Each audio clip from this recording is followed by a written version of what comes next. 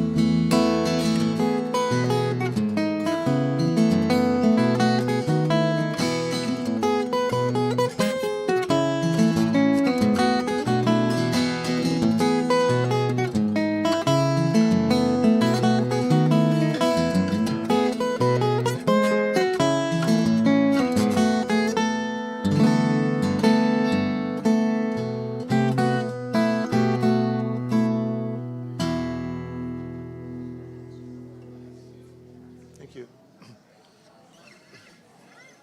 4 minutes? Okay.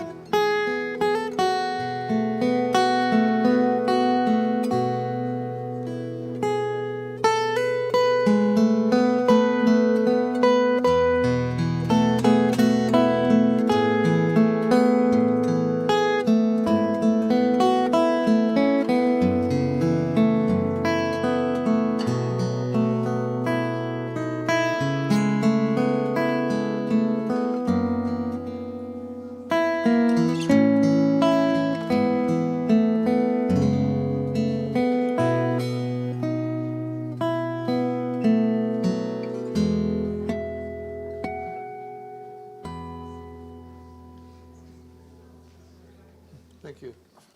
Thank you. Thank you, Hiroya. Great to just sit here and listen. I invite you to rise in body and our spirit, and let's sing together a morning song. The hymn is Bright Morning Stars.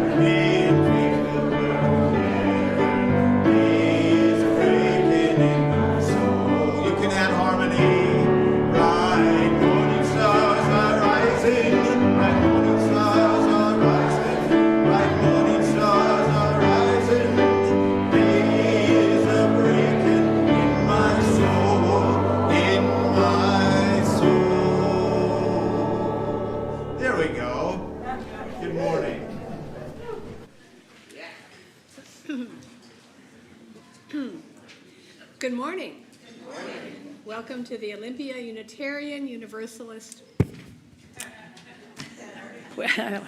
Welcome to the Olympia Unitarian Universalist Congregation. Thank you for joining us today. We're so glad you're here. My name is Christine Park. I use she, her pronouns, and I'm a member of the worship arts team.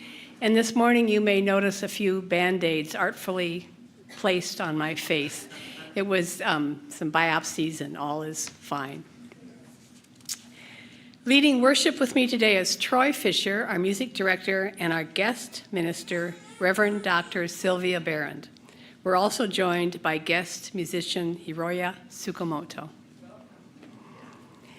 Reverend Silvia is a community minister, mentor, counselor, and educator in private practice here in Olympia. Her ministerial work focuses on using the transformational power of art in secular and religious institutions based on subject-centered pedagogy, depth psychology, and the theology of relationship and creativity. Dr. Behrend's work in multiple institutional settings has demonstrated the transformational power of art for individuals and communities. Her orientation to social justice is grounded in both process theology and our UU tradition originating in the Reformation. We are happy to have Reverend Silvia back in the pulpit. The members and friends of this community envision a world that is loving, just, and healthy. To fulfill that vision, we are guided by our mission statement: to welcome and wonder, embrace and empower, and to bridge and become.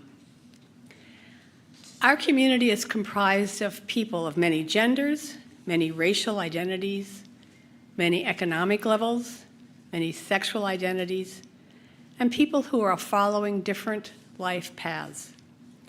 Yet in all the ways that we are different, we are one, a faith community that believes with our whole hearts that diversity is sacred and that we are enriched by the gifts brought by each of us.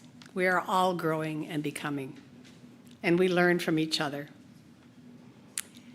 Thank you for your presence here today. Let me give you a little information about our service today. We are streaming live on Zoom and YouTube, and the service is being recorded. For those here in the sanctuary, you'll be able to see subtitles, slides, and song lyrics on the screen, and on Zoom for those online. We are a multi-generational community, and we welcome all ages in the sanctuary. Over here we have soft chairs and activities, and there's also nursery care and a story time program for children in the RU wing. And if you need to keep your hands busy, there are busy bags in a basket just outside the sanctuary door, appropriate for those aged 5 and older, so please help yourself. We invite you to be where you are most comfortable. Many people make this worship possible each Sunday, and we are so grateful to them. Thank you to everyone who helps out in so many ways. After the service, everyone will have the chance to discuss reflection questions offered by Reverend Silvia. For those online, we invite you to go into the breakout room for a virtual coffee chat. And for those in person, please feel free to stay for coffee and conversation in the Commons. Some announcements this morning. Are you somewhere between 18 and about 50 years old and want to get to know some UU peers over lunch? Our Generation XYZ group meets today at 12:15 in the classroom wing down there. You can check in with Keto Bay for more information. Join us for food and fellowship. This afternoon at 2 p.m., our guest musician, the gifted guitarist and composer Hiroya Sokumoto, will present a concert, Rain Shadow, here at OUUC. He will premiere music from his latest album. We are delighted to have him back with us again in Olympia. And I'm looking forward to our all OUUC picnic on Sunday, August 30th at Yager Park. Don't forget to put that date on your calendars. A special picnic event has been created by the Fun Team, a scavenger hunt that is going on all month. You can find scavenger hunt sheets in the Commons and return them to be entered to win a prize in a drawing at the picnic. It will be a fun event, and I hope you can join us. There are many things happening at OUUC. You can check out the Tuesday electronic update or the website for the latest information.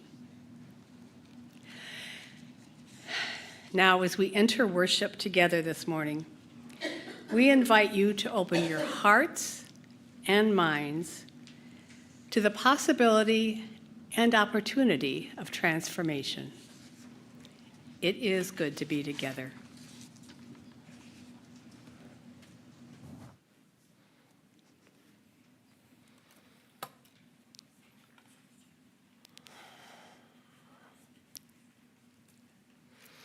It is so good to be together and light our chalice this morning. Each week we, and now I'm going to put a parenthesis here, because the we that I'm talking about isn't only the we who is sitting here in Olympia, who is sitting wherever you may be in your chairs, living rooms, wherever you might be, even in Washington State. But the we that lights the chalice when we gather to worship is a we of Unitarian Universalists all around the world.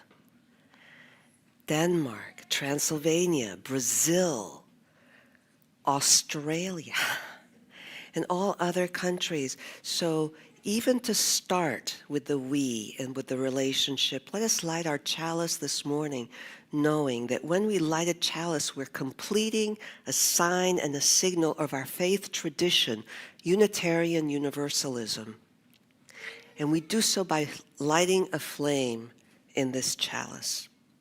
And the symbol, the meaning, the purpose of lighting the chalice is to remind us that it signifies the warmth of this community and the warmth of the beloved community that encompasses all of us around the world.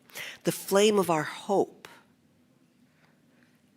And that hope still burns brightly today as it did from the days when we became a denomination, both Unitarians and Universalists, and then in 1961.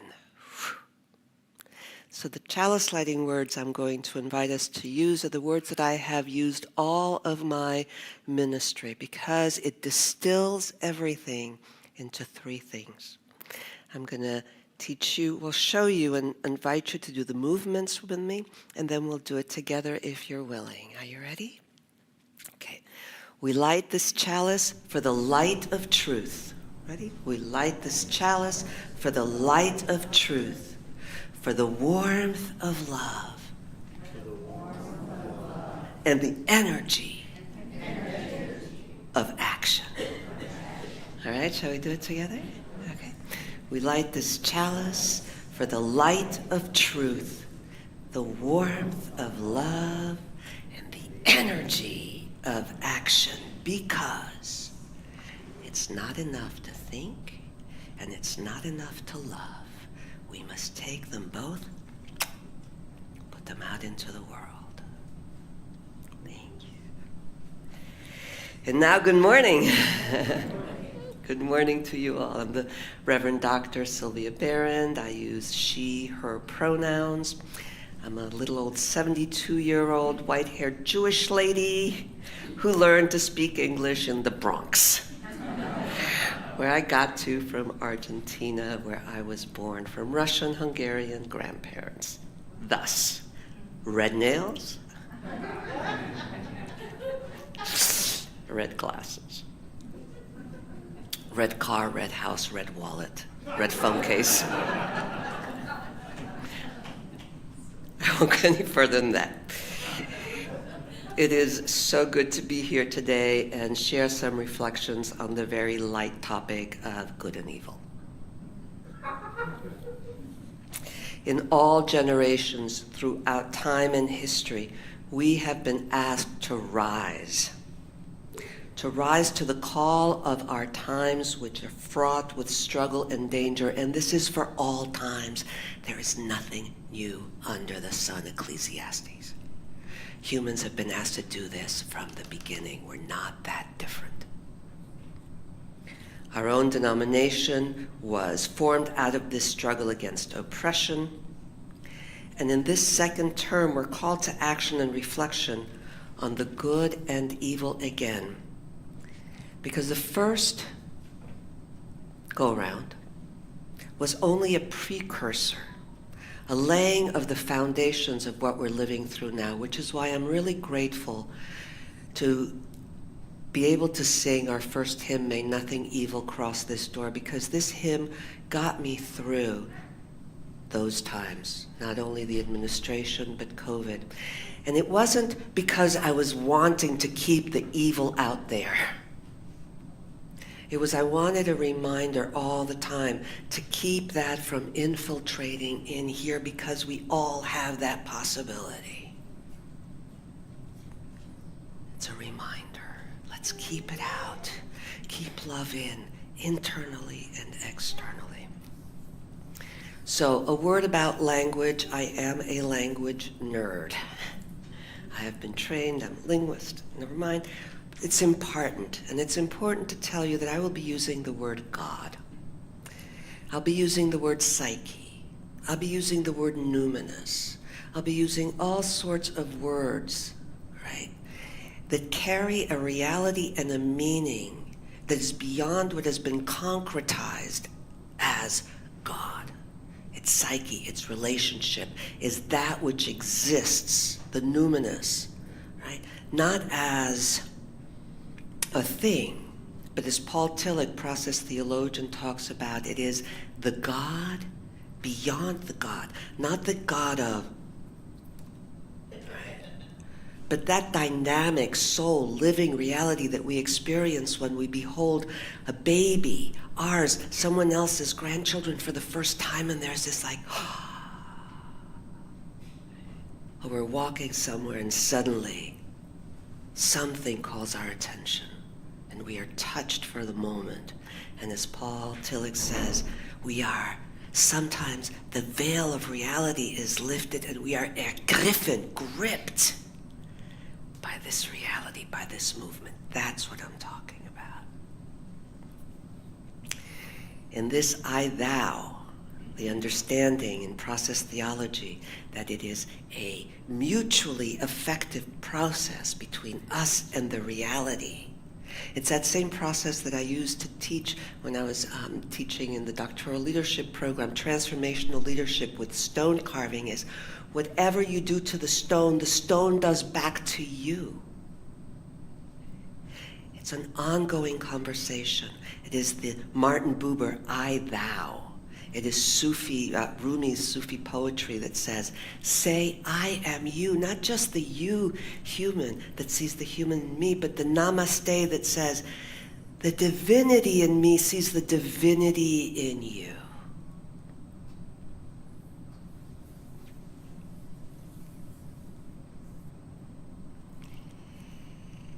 I'm going to be talking about process theology today, and you will hear about Henry Nelson Wyman a lot. And All right, let's sing out of that great hymn book, the very first hymn in it, May Nothing Evil Cross This Door. I invite you to rise and let's sing together.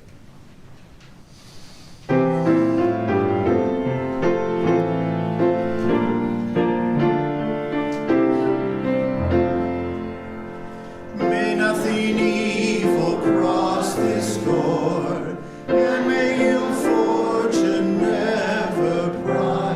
About these windows may the roar and rain go by. By faith made strong, the rafters will withstand the battering of the storm, till the through all the world be chill, will keep you warm. We shall walk softly through these rooms, touching our lips with holy wine, till every casual corner blooms into hush night. With laughter drown the raucous shout, and though the sheltering walls are thin, may they be strong to keep aim out and hold blood in. Thank you.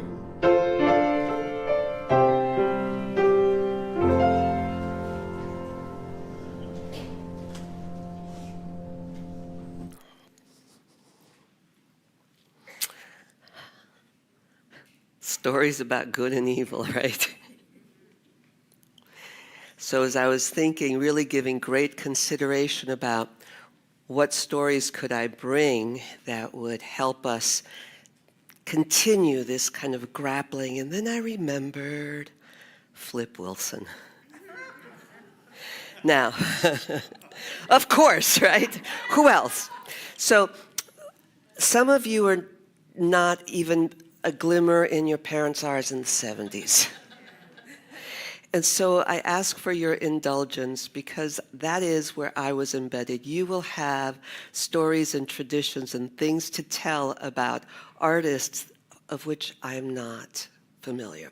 But I am familiar with Flip Wilson, so I beg your indulgence. If you can remember, Flip Wilson, yes, it was Geraldine Jones. Right?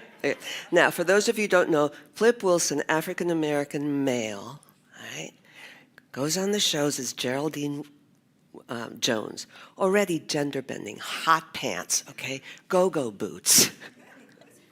Flip. And when she came on, she was a strong, powerful black woman in the 70s, okay? Now, Geraldine loved shopping.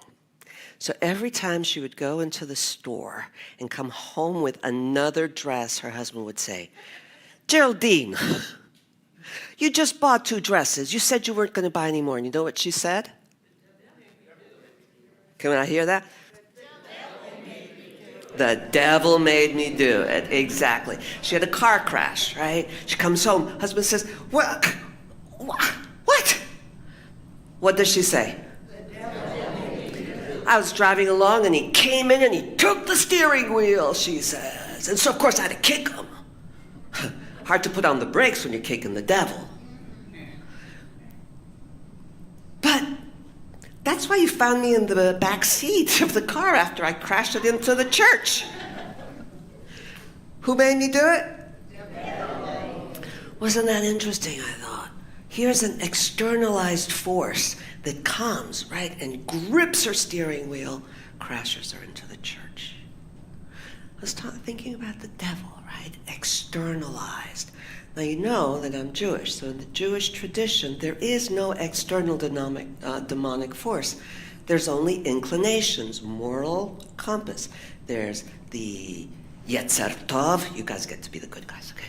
The Yetzer Tov, the inclination to be generous, to make sure that everybody has everything they need, enough toys, enough candy, enough pretzels, enough cheesecake, food, water, health care. Right? It's the inclination to say, I'll leave the last piece of cheesecake. And then there's the other inclination. You guys get to be the Yetzer Hara. That says, you know what, I'm really hungry. I don't care that, they're hungry. I'm just going to take what I want. I'm just going to take more water for AI centers. Can I tell you? So in the Jewish tradition, really, what we're saying is there's a moral imperative. So Yetzer Hara is necessary because, as Scripture tells us, that without that moral inclination, we wouldn't be building homes. It's saying, what is the moral compass? Lovely, right?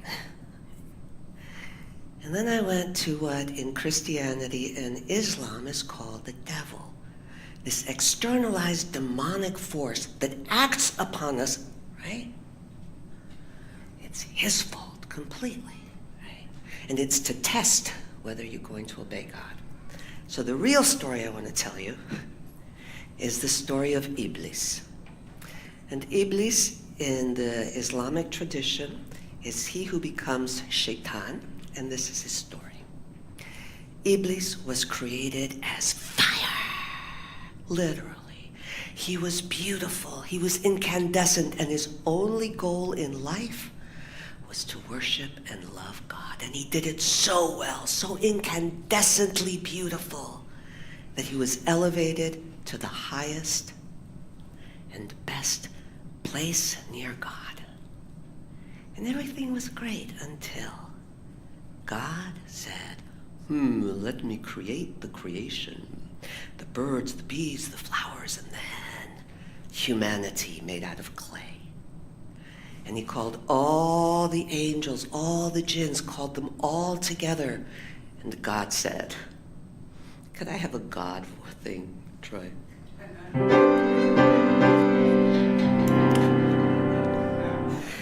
God said, all you angels, look at this beautiful thing I've created. Bow to it. Iblis says, I'm made of fire. This is made of clay. I'm here to worship you. And God says, Iblis, bow to the creation. Because if you do not, I will expel you, and you will fall from grace. Iblis!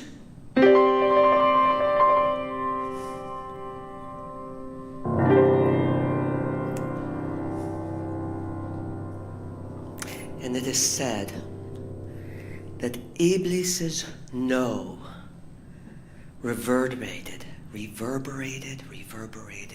throughout eternity, when he landed in Earth, he was called Satan. What's the moral of this story? I'm going to leave it to you.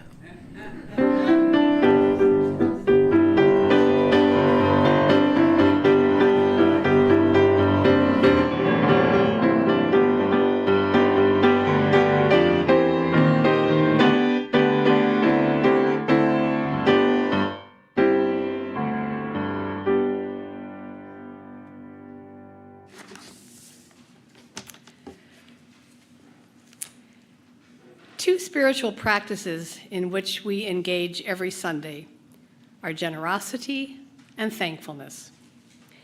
And one way we do this is by joining together in service, both to our community and to something greater than ourselves. This is a chance to express our gratitude for the gifts given by life, for our network of relationships, and for the presence of this community. We each have the power to share, and when we combine our gifts in an offering, we are able to do more than any of us can do alone. If you are new or visiting for the first or second time, you are our guest. We welcome you. We do not expect you to contribute. But if you are moved to be part of our offering, what you share is accepted with gratitude. The offering we collect this morning has two destinations. Half helps support the ongoing work of this congregation, which is also supported by our regular pledges. The other half goes to charity. Most is shared with an organization that serves our community in harmony with our Unitarian Universalist values. And a small portion goes to the OUUC Ministers Benevolence Fund. This fund supports more urgent needs within our community. Our Share the Plate organization for July and August is the Puget Sound Estuarium. And this is what they share about their work. Hello, Olympia UU congregation. I'm Hap Clemens, Executive Director of the Puget Sound Estuarium. And I want to say thank you for your support. You're removing cost barriers for kids, families, classrooms, and community members who may not otherwise have the chance to participate in hands-on marine science learning. That's what the SoundPath Scholarship Fund is for. It helps make estuary education more accessible to our community. For some students, the estuary may be their only connection to Puget Sound. It may be the first time they see themselves as someone who belongs in science, stewardship, conservation, or environmental leadership. It's what helps them understand that this place is not just water in the distance. It's a living ecosystem they're a part of. When we created SoundPath, we created lifelong marine science and estuary learning opportunities for everyone. From infant to our senior community members, it helps people move from discovery to connection to action. You should join us sometime. You're welcome to volunteer with us, share our programs with families and teachers, attend community events, help spread the word about our mission, or connect us with partners who care about education, accessibility, and the health of Puget Sound. So on behalf of Puget Sound Estuarium, thank you. Your generosity helps open the door for more people to learn, belong, and begin their own stewardship journey with Puget Sound. We offer our thanks to all who give, including those who give electronically. And you can find out how to do that in the order of service or on the website. May the offering now be generously given as it is gratefully received.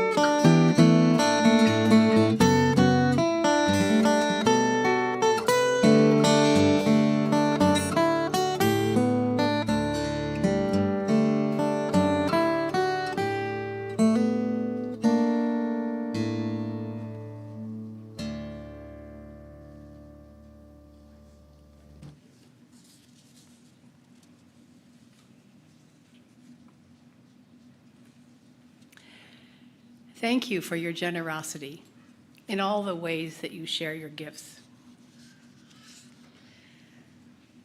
This morning, we do what humans have done for all of our existence. As we gather in times of worry and fear, and in times of celebration and joy. We come into this community bringing all that is in our minds and in our hearts. As we place stones in the water of community, we can open our hearts to the complexity of life. We'll hear a drum beat. Please allow its resonance into your body. It is a heartbeat of life, the heartbeat of community. Right now, I invite you to take along with me a deep breath.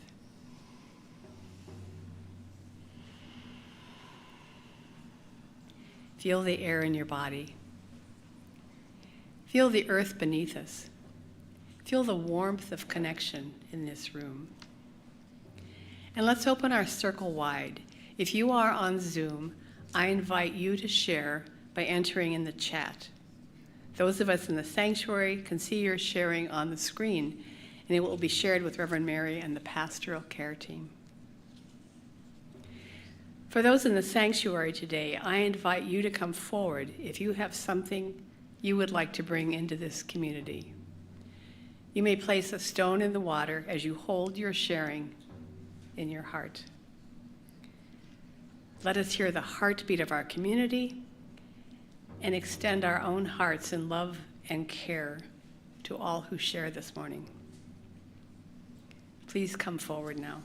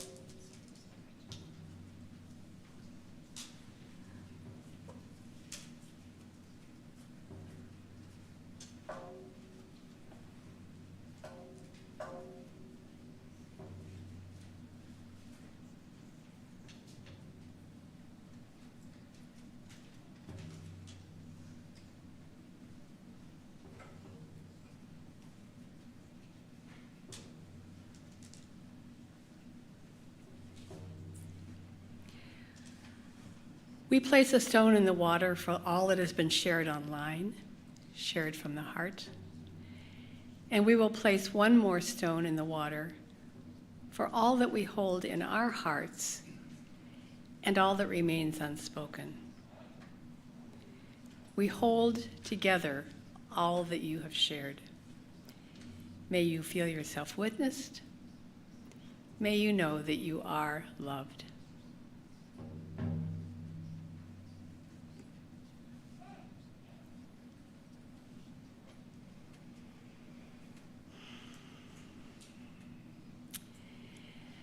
Now please join me in some moments of silence. I invite you to settle in wherever you are. And again, let's take a breath.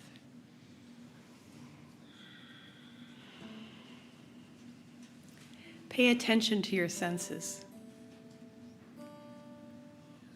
What do you see? What are you hearing right now?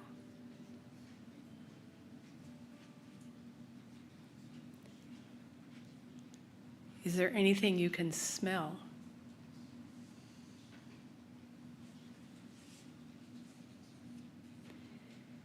What about your skin? What do you feel on your skin?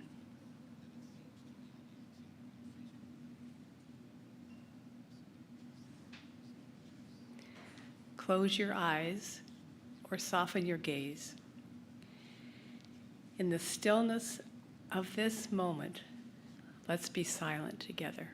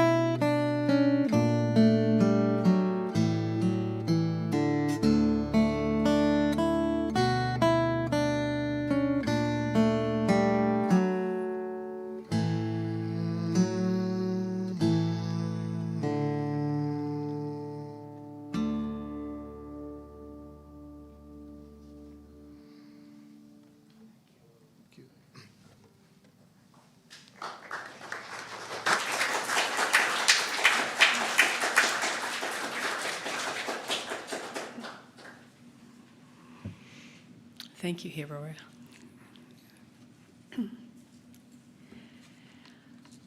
Our reading this morning is penned by George Odell, educated at Harvard and a beloved anthropology professor at Tulsa University.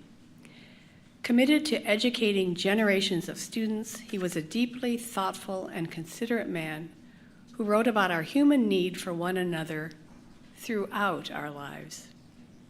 This is a responsive reading. I will start, and if you will then read the section that says all. We need one another when we mourn and want comfort. We need one another when we are in trouble and are afraid. We need one another when we are in despair, in temptation, and need to be recalled to our best selves again. We need one another when we strive to accomplish some great purpose and realize we cannot do it alone. We need one another in the hour of success, when we look for someone to share triumphs.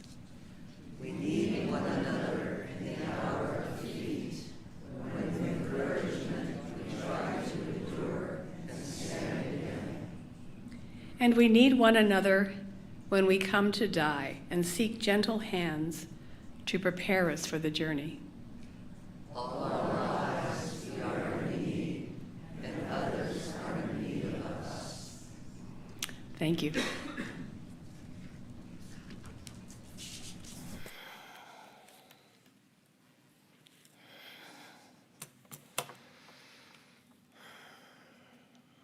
Not too long ago, I had a dream.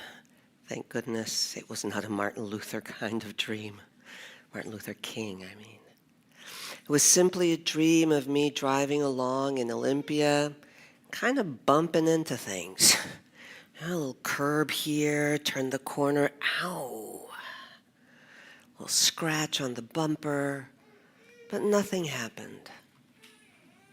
So when I woke up in the morning, I realized in the dream no one was hurt, nothing was damaged. There was just a little bit of scratching on the car. No serious damage. And isn't that exactly how it is? We bump along, we drive around, we do our best, we get scratched, we bump up against things, and thankfully and hopefully nothing serious happens. And when I woke up, I got really quiet, and honestly, I cried a little. Any of you cry a little bit when you wake up? Tender for the parts of you that are dreaming, and I woke up so tender because knowing that when I opened my laptop, I would hear some horror story, something that was worser, worsest than what I had read the night before. And isn't that the truth?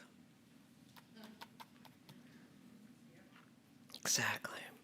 And so I thought, okay, why is this dream coming to me now?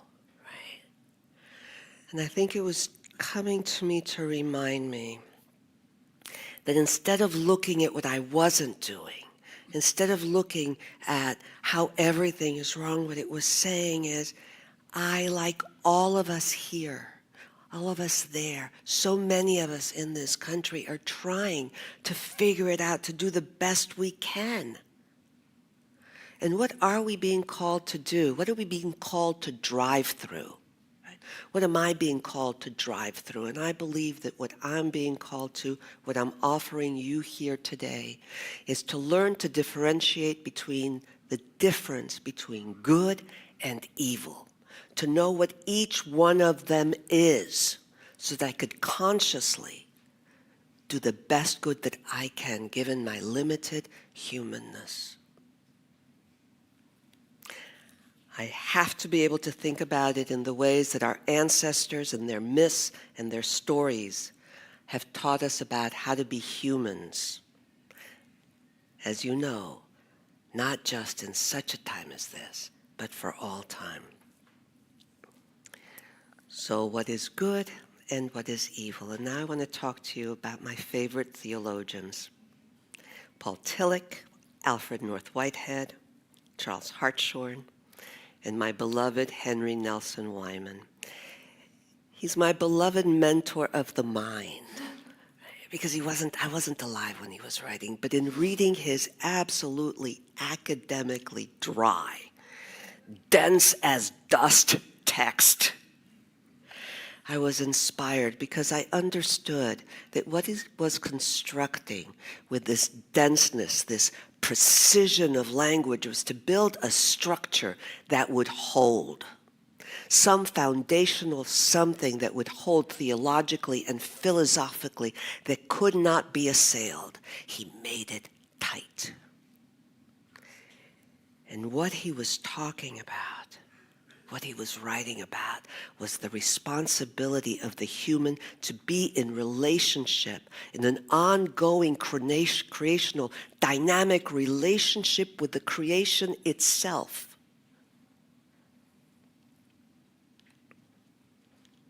And what he calls it, what I'm talking about, is the creative event.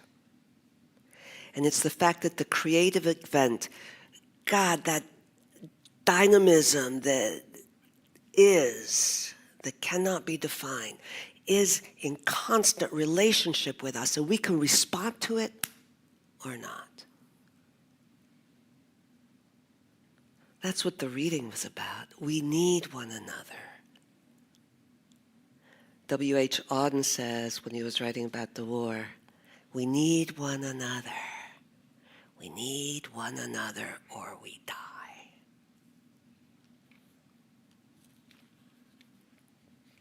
And while I am really stressing the importance of the human to respond, Henry Nelson Wyman also knows and says that if we don't, or if we can't, and if we fail, the creation here will fail for humans. But think about it. One tiny planet. One, for us, incredible. And if you've seen those pictures and you go, oh God, I wish we can stay part of this. And maybe humans might not make it, but insects, birds, water, trees, maybe. That doesn't mean we don't do our part to make sure it doesn't happen. Stars will continue to shine whether we're here for it or not. For my part, I prefer to be here for it. As you know, I'm going to tell you, those of you who don't know, I'm deeply embedded in depth psychology, which is founded by Carl Jung. And what he says is this, and he said this in, I believe it was 1961, right about the time that Unitarians and Universalists merged. And he says, the world hangs by a thin thread, and we are the great danger because we know nothing about the psyche. What happens if something goes wrong with the psyche? Psyche can be translated into the divine, God, the transpersonal, the intrapersonal, the ground of being, the numinous. It is our ignorance. What happens if we don't know anything about the psyche? What happens if we don't know the difference between good and evil? Our ignorance is the great danger. So, in The Source of Human Good, which is Henry Nelson Wyman's book, which is I will be quoting later on, he very concisely defines what is good and what is evil. And I won't use his language too much because you'll all fall asleep. But he does say it this way. There is an absolute good and there's an absolute evil, and here are bells ringing, right, people? Absolutes? Oh no. You have your opinion, I have mine. Absolutism is not good. And I understand that, because when I'm saying there is an absolute good and an absolute evil, not I, but I who am standing on those who have said it, and we say it's absolute, others also can claim it's absolutely right to take whatever I want for my good. because Jesus said so. Or Muhammad said so, or someone else said so. And it is good that others suffer so I can have what is mine. I understand that, but I'm not backing down because I think it's wrong. So what is good? Let's start with that. Good is a good that is good for all people at all times. What is good? Water is good. Water for AI centers, not so good. Food for all, safety, shelter. Read the United Nations Charter of Human Rights. Read Maslow's hierarchy of needs. It's not that hard. Babies need to be born, breathe air, nurse, or have a bottle or whatever is available. They need to know that they're not going to be ripped from their homes. That's not good.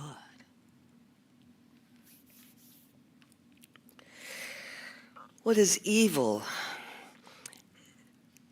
It's not a force that destroys. It's even more insidious than that.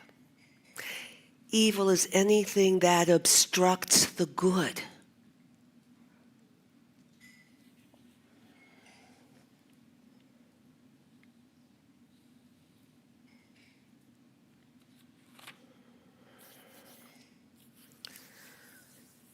Oh.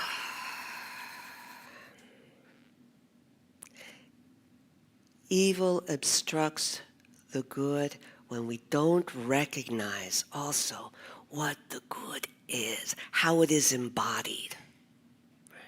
It's how we are. Wyman talks about Jesus in this way. Okay?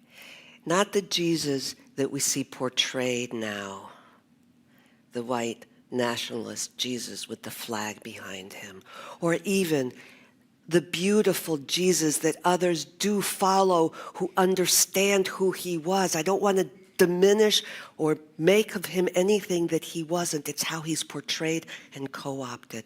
And this is the Jesus that Wyman talks about. He says, Jesus, it's not something good that was handed down to them from Jesus. In other words, he's saying it's not what Jesus gave them, rites, rituals, words, parables. It is something that was rising up out of their midst in creative power. That was the important thing. It was not something that Jesus did. It was something that happened when he was present, like a catalytic agent. Like a catalytic, something that constellates something in each of us. It was if he was a neutron that started a chain reaction of creative transformation. Hallelujah. I want to be that neutron, don't you? That's it. Something about this man, Jesus, broke the atomic exclusiveness. We must be broken out of our littleness. Of those individuals so that they were deeply and freely receptive and responsive to one another. Isn't that what we're doing in worship? He split the atom of human egoism. Think about it. He split the atom not to destroy Hiroshima or any of those things, but he split the atom of ego by being the kind of person that he was. Thus arose in this group of disciples a miraculous mutual awareness and responsiveness towards the needs and the interests of one another. And I take my words back. This is not dry and academic, is it? No. I'm sorry, Henry. So what obstructs us? Again, from Wyman, and the book is called The Source of Human Good. He says, In 1946, he writes this. Those of you who are mathematicians, do the math and tell me later, okay? He says, "It is always good at all times for all people to have clean water, access to food, health, education, safety. That is an absolute good. But what happens when a Hitler comes and provides a better good, a better standard of living? Then that good becomes an evil based on creating divisions between those who can enjoy the good and those who are the enemies of that good. More food, more water, bigger houses, bigger bank accounts. Who are the enemies in this scenario? Who becomes the enemies of this? You can have access to this part of the other. Who becomes the enemy? Anybody? Little brown children, women, people who don't fit the conformist. Do I need to say more? Anybody else have who becomes the enemy? The poor, the marginalized. And there's the division. There's the evil that he's talking about. All of these goods, healthcare, all of that, but only for the few. And who are the enemies that are keeping us from having this?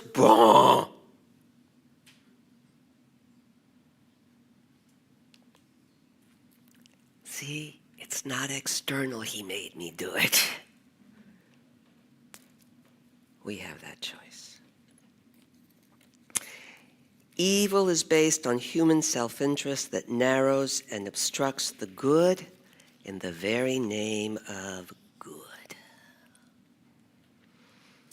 Our now assailed Constitution says that we're all created equal. Our own Unitarian universal values and principles assure us that we're all interconnected, valued, respected. And that is absolutely true at the fundamental building block of our human condition, of our humanity. We're all born out of a body that is changed by that experience. And just like process theologians don't question whether God is God, psyche, whatever you call it, they study how God becomes in relationship. How God becomes. And we must ask ourselves the same thing. We don't question that we are human. We question how we human.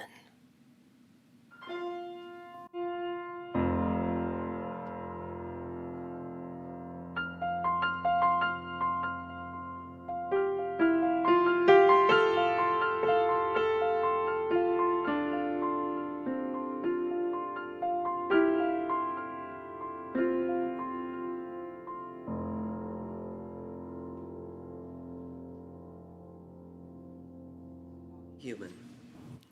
How we human.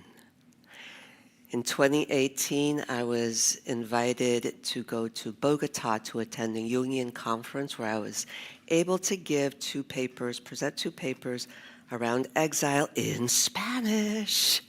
It was wonderful because the way that I talked and the way that I am was absolutely coherent, and it was so moving, but that was not what it was about. Because the whole conference started with the Kogi shamans of the Sierra Madre, the first people, the ones who were the indigenous and coming out to show the community how they were not living in sync. And they presented their cosmogony. And here's their cosmogony. Oluna and the mamas, las mamas, were in the dark cave. Think Plato, think all the cave things. and they thought the world into being. They thought the relationship of the sun and the moon and the stars and the earth and the people's relationship, the men, the women, the children, how everything was ordered. And they thought it all into being. And we were so lifted up, thinking, oh my God, this is great. And then the shaman said through the translator, so be careful what you think about when you're creating something, because you don't want to make junk. Be careful what you're thinking about when you're part of the creation, so you don't create junk, living in harmony. And I thought, ooh, that's good, but it got better.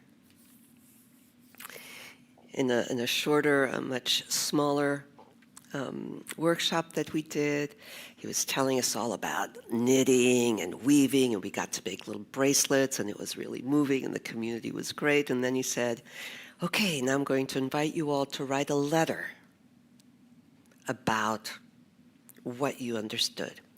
Parentheses. As an educator, I had my students many, many times write letters about their process, and then I would send it to them 6 months later, and they could see, oh, here's where I was when the course started, transformational leadership, etc., and here I am now. And I said, oh, baby, I got this covered. I know what this is about, right? The shaman says, write this letter for those who will read it in 1,000 years.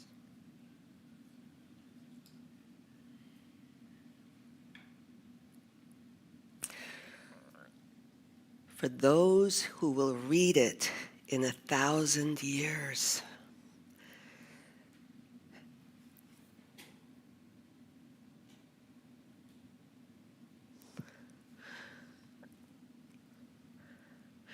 I want there to be those that will read it in 1,000 years, to know that we mattered, to know that I matter, you matter.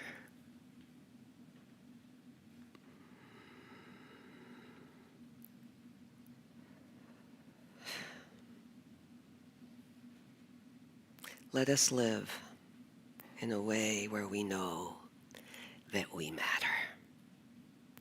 Amen. So be it.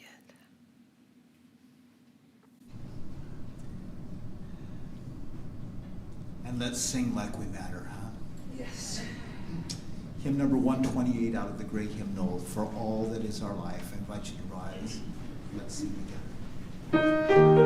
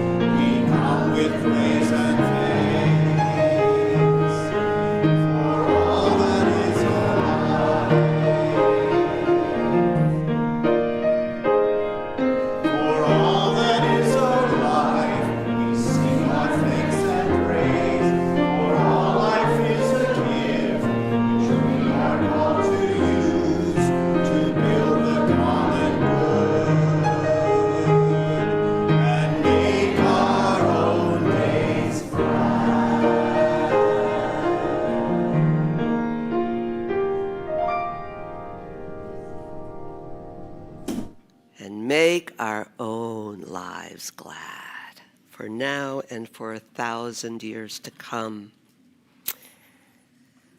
Let us now release the flame. We have gathered in this beloved community to light the flame of good, that it may illuminate our hearts and bring that love, compassion, and warmth to the world. As we extinguish this chalice, let us remember that the light we kindle is within us. Let it shine, let it shine, let it shine. This little light of mine, let it shine. May you go with joy. May you go with compassion, commitment, and most importantly, go with love.